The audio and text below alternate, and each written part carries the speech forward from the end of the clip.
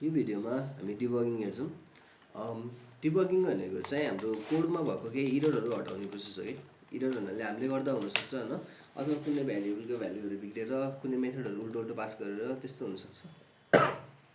भनेपछि हामीले डिबगिङ VSCodeमै गर्नु पनि मिल्छ, क्रोममा गर्न नि मिल्छ। पहिला क्रोममा गरेर हेरौँ।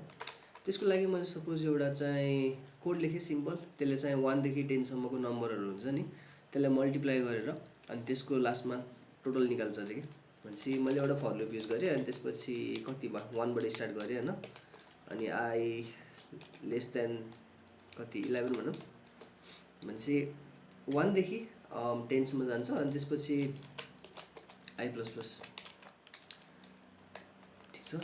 अनि यो हुँदाखेरि चाहिँ के गर्ने, total into equals to total यस्तो गरेँ। टोटल होइन, आईमा आईको जे भ्याल्यु आउँछ नि त्यसलाई चाहिँ टोटलमा मल्टिप्लाई गरिदिने भनेर, ठिक छ। भनेपछि अनि यो टोटललाई हामीले डिक्लेयर नै गर्नु पऱ्यो, लेट टोटल इक्वल्स टु 0 भनेर इनिसियलाइज गरेँ है त। अनि लास्टमा चाहिँ के आउँछ त नि यहाँबाट भनेर हेर्न खोजेँ। कन्सोल लग गरौँ, कन्सोल लग टोटल हेरौँ अनि रन गरौँ यसलाई।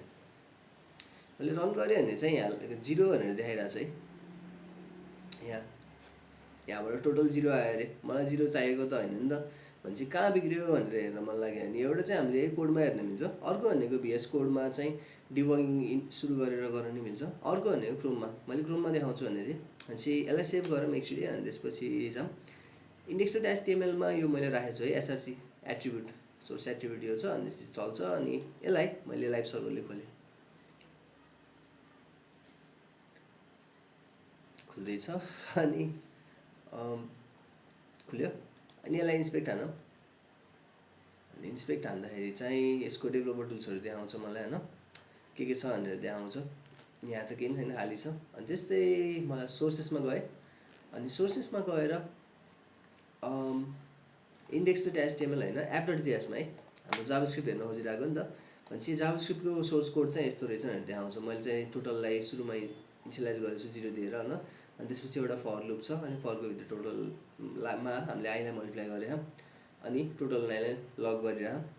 अब मेरो कोड किन बिग्रियो भनेर हेर्नको लागि हामीले टक्कै यो इटरेसन छ नि, फर लुप भनेपछि सुरुको भ्यालु के आइरहेको छ थाहा पायो भने एकदम सही हुन्थ्यो नि है, त्यही गर्नु मिल्छ कि। यो फर लुप हो, फर लुप पछि चाहिँ मैले यहाँ एउटा ब्रेक पोइन्ट राखेँ भनेको क्लिक गरेँ भने यहाँ टक्क जब यो ब्राउजरमा केही कोड रन हुन्छ नि त्यो ठ्याक्कै यहाँ अड्किन्छ कि, सुरुको इटरेसनमा अड्किन्छ भन्न खोजेको। अनि यता स्कोपमा हेऱ्यो भने चाहिँ त्यही देखाउँछ। भनेपछि यसलाई मैले रिफ्रेस गरेँ भने यहाँ ठ्याक्क सुरुको इटरेसनमा अड्केछ है, 0 आइरहेछ।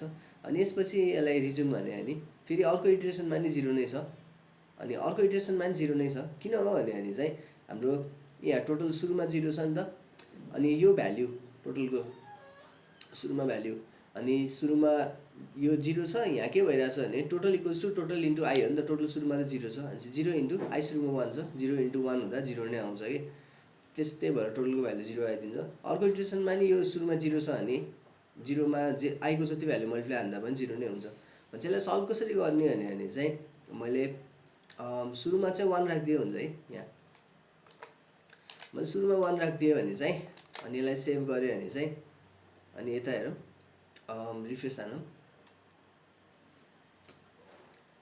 अनि 1 छ होइन। अब यो पालि चाहिँ सुरुमा चाहिँ यहाँ 1 छ अनि आईको भ्यालु नि 1 छ भनेपछि 1 इन्टु 1 1 हुन्छ अनि 1 चाहिँ टोटलमा सेभ हुन्छ। अनि अर्को इटरेसनमा टोटल 1 भयो के अरे, आईको भ्यालु 2 हुन्छ भनेपछि 1 इन्टु 2 हुन्छ, टोटल 2 हुन्छ। आईको भ्यालु अर्को इटरेसनमा चाहिँ 3 हुन्छ, त्यो गर्दै हेर्नु मिल्छ है। भनेपछि सुरुको इटरेसनमा टोटलको भ्यालु 1 आइरहेछ, अर्को इटरेसनमा टोटलको भ्यालु 1 नै आइरहेछ, के भइरहेछ 2 आइरहेछ होइन। त्यसपछिको अर्को इटरेसनमा 6 आइरहेछ, 3 ले मल्टिप्लाई गर्यो, अर्को इटरेसनमा 4 ले मल्टिप्लाई गर्यो, अर्को इटरेसनमा 5 ले मल्टिप्लाई गर्यो, अर्को इटरेसनमा 6 ले मल्टिप्लाई गर्यो, अर्कोमा 7 ले, अनि अर्कोमा 8 ले, अनि अर्कोमा 9 ले, अनि यति। भनेपछि पज भएन, अर्को ब्रेक पोइन्ट भनेर भनिरहेछ। अब सपोज मलाई चाहिँ यो ब्रेक पोइन्ट चाहियो तर कस्तो भ्याल्यु भनेको 24 भन्दा माथि हुँदा मात्रै हेरौँ कि त्यो चाहियो भने कसरी गरिन्छ। एडिट ब्रेक पोइन्टमा जाने अनि त्यसपछि यहाँ चाहिँ टोटल इज ग्रेटर देन 24 भनेर एउटा एक्सप्रेसन हाल्न मिल्छ। अनि यो कोड तब मात्रै पज हुन्छ जब टोटलको भ्याल्यु 24 भन्दा ठुलो हुन्छ। भनेपछि कस्तो भनेको भने नि हेरौँ है।